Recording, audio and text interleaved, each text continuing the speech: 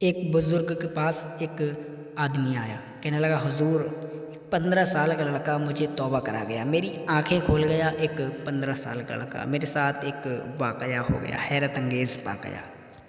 بزرگ نے کہا کیا واقعہ ہو گیا تمہارے ساتھ، کیا بات ہوئی بتاؤ۔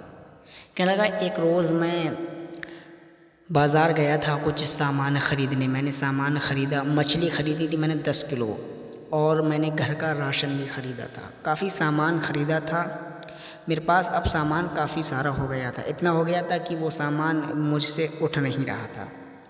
تو میں نے سوچا کہ کیوں نہ میں ایک مزدور کر لوں، اور وہ مزدور کچھ پیسے لے گا، اپنی مزدوری دے گا اور یہ سامان میرے گھر تک پہنچا دے گا۔ تو میں نے مزدوروں کو دیکھا، ایک جگہ کئی سارے مزدور بیٹھے ہوئے تھے، ان میں ایک نوجوان بھی بیٹھا ہوا تھا، 14-15 سال عمر ہوگی اس نوجوان کی، اس کے چہرے پر روشنی تھی، نور تھا۔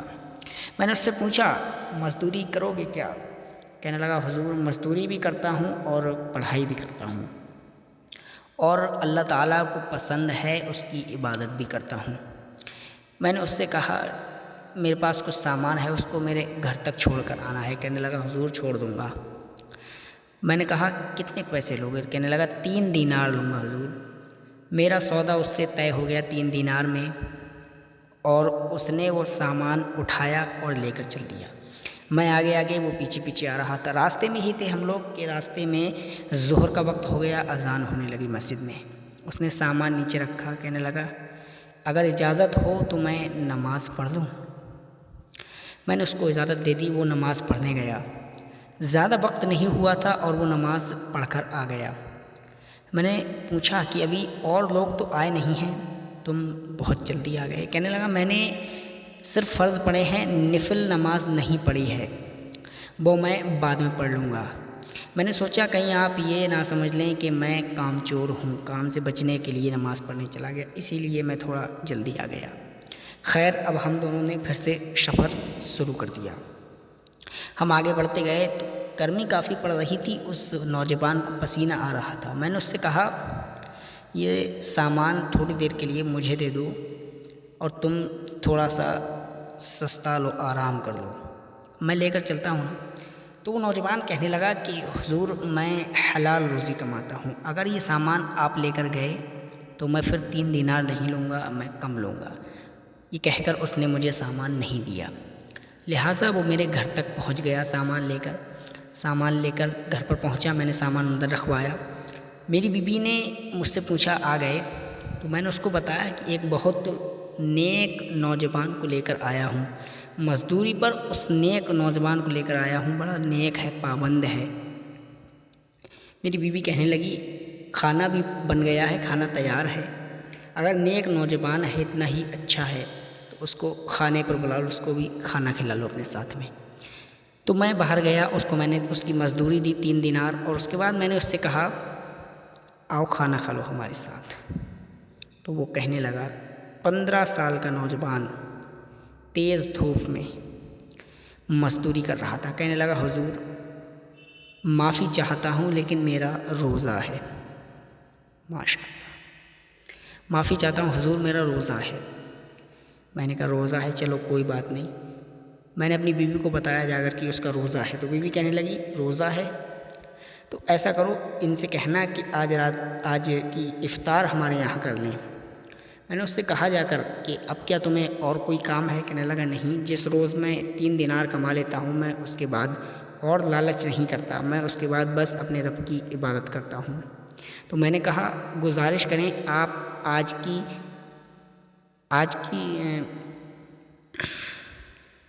آج آپ افطار ہمارے یہاں کر لیں، میں نے اس سے کہا۔ تو وہ مان گیا، ٹھیک ہے۔ میں اس کو مسجد چھوڑ آیا اور اس نے پورا دن عبادت کی روزے سے۔ اس کے بعد میں شام کو اس کو لینے آ گیا، میں گھر لے کر آیا، اس کو کھانا وانا کھلایا۔ اس کے بعد کھانا کھانے کے بعد گھر اس کا کافی دور تھا، تو میں نے اس کو ٹھہرنے کے لیے بول دیا اور اس سے کہا صبح گھر چلے جا۔ تو وہ رک گیا، مہمان خانے میں اپنے کمرے میں چلا گیا۔ اس کے بعد دوستو ہماری ایک بیٹی ہے، وہ آدمی کہنے لگا میری ایک بیٹی تھی جو 20 سال سے معذور تھی، پیروں سے چل نہیں سکتی تھی وہ، بڑے بڑے حکیموں کو دکھایا تھا، بڑے بڑے ڈاکٹروں کو دکھایا تھا، لیکن کوئی اس کا علاج نہیں کر پایا، سب فیل ہو گئے تھے کہ یہ لڑکی ٹھیک نہیں ہو پائے گی، پیروں سے معذور تھی، چل نہیں پاتی تھی۔ ہم نے اس کو جا کر اس کمرے میں کھانا کھلایا اور اس سے کہا کہ بیٹی ایک بہت نیک نوجوان آج ہمارے یہاں تشریف لائے ہیں، بہت نیک ہیں، بہت پرہیزگار ہیں، نفلی روزہ رکھا تھا آج اس نے، اور عبادت بھی کرتے ہیں اور مزدوری بھی کرتے ہیں عبادت کے ساتھ ساتھ۔ تو بیٹی کہنے لگی اتنے ہی نوجوان ہیں، کاش میں بھی انہیں دیکھ پاتی۔ فی الحال دوستو سب یہ اپنے اپنے کمرے میں سو گئے، وہ نیک نوجوان اپنے کمرے میں سو گیا، اس کی بیٹی اپنے کمرے میں، اور یہ آدمی اور اس کی بیوی اپنے اپنے کمرے میں سو گئے۔ اس کے بعد دوستو لگ بھگ رات کے 12 بج رہے ہوں گے کہ اس آدمی کے دروازے پر کوئی دستک دیتا ہے، دروازہ کھولو۔ یہ آدمی چونک جاتا ہے، اتنی رات کو کون ہے دروازے پر، اتنی رات کو کون ہے؟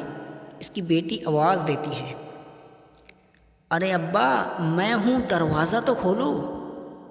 میں چونک گیا، میری بیٹی دروازے پر کیسے؟ میں نے دروازہ کھولا تو میری بیٹی کبھی ادھر بھاگ رہی تھی، کبھی ادھر بھاگ رہی تھی، اور کہہ رہی تھی اللہ کا لاکھ لاکھ شکر ہے بھئی ابا میں ٹھیک ہو گئی، ابا میں ٹھیک ہو گئی۔ وہ کبھی ادھر بھاگ رہی تھی، کبھی ادھر بھاگ رہی تھی، دیکھو ابا میں ٹھیک ہو گئی۔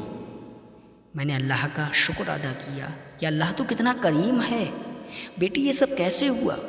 تو بیٹی کہنے لگی ابا تم نے بتایا تھا نا کہ ہمارے یہاں ایک نیک نوجوان تشریف لے کر کے آئے ہیں، میں نے اللہ تعالیٰ سے دعا کی یا اللہ اگر وہ نیک نوجوان اتنا ہی نیک ہے تو اس کے صدقے میں تو میری اس مشکل اس پریشانی کو دور کر دے، مجھے شفا عطا فرما دے۔ اور میرے دعا مانگنے کی دیر تھی کہ میں دعا اپنی مکمل بھی نہیں کر پائی تھی، اس سے پہلے ہی میں بالکل ٹھیک ہو گئی اور میں بھاگنے دوڑنے لگی۔ جیسے ہی ان لوگوں نے یہ سنا تو ہم فوراً اس نوجوان کے کمرے کی طرف بھاگے، اس کو شکریہ ادا کرنے کے لیے۔ اس کا دروازے پر دستک دی تو دیکھا کہ دروازہ تو کھلا ہوا تھا، دروازہ تو پہلے سے ہی کھلا ہوا تھا۔ دروازہ کھولا تو نیک نوجوان اندر کمرے میں نہیں تھا، ایک خط رکھا ہوا تھا اس کے بستر پر۔ خط اٹھایا، اس کو میں نے پڑھا تو اس میں لکھا ہوا تھا